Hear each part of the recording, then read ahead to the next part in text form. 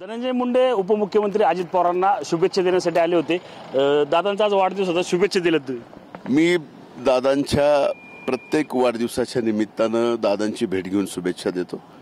आजही मी दादांना इथं येऊन भेटून वाढदिवसाच्या निमित्तानं अभिष्ट चिंतन केलं। त्यांना महाराष्ट्राचा अभूतपूर्व विकास त्यांच्या हातून घडावा हीच प्रभू वैद्यनाथाच्या चरणी प्रार्थना केली।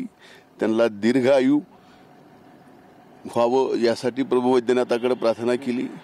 आणि आज आपल्या माध्यमातून राज्याचे मुख्यमंत्री असा योगायोग सहजासहजी या देशातल्या कुठल्या राज्याला मिळाला नाही, तो महाराष्ट्राला मिळाला आहे की माननीय आदरणीय मुख्यमंत्री देवेंद्र फडणवीसजींचा आणि आदरणीय उपमुख्यमंत्री अजितदादांचा वाढदिवस हा एकाच दिवशी 22 जुलैला येतो।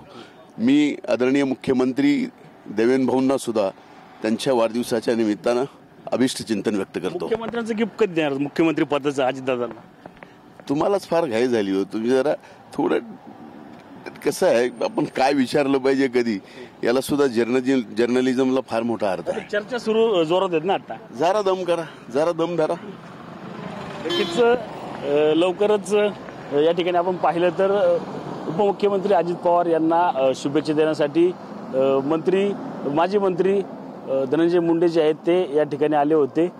थोडा दम धरा, मुख्यमंत्री पदाबाबत एक सूचक वक्तव्य जे आहे ते आता या ठिकाणी धनंजय मुंडेंनी केलेलं आपल्याला एकूणच पाहायला मिळत आहे।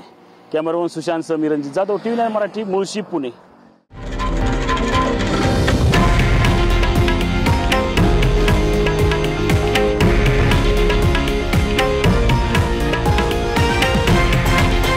हे आहे देशातील नंबर 1 न्यूज नेटवर्क आणि आपण पाहत आहात TV9 मराठी, एकमेव।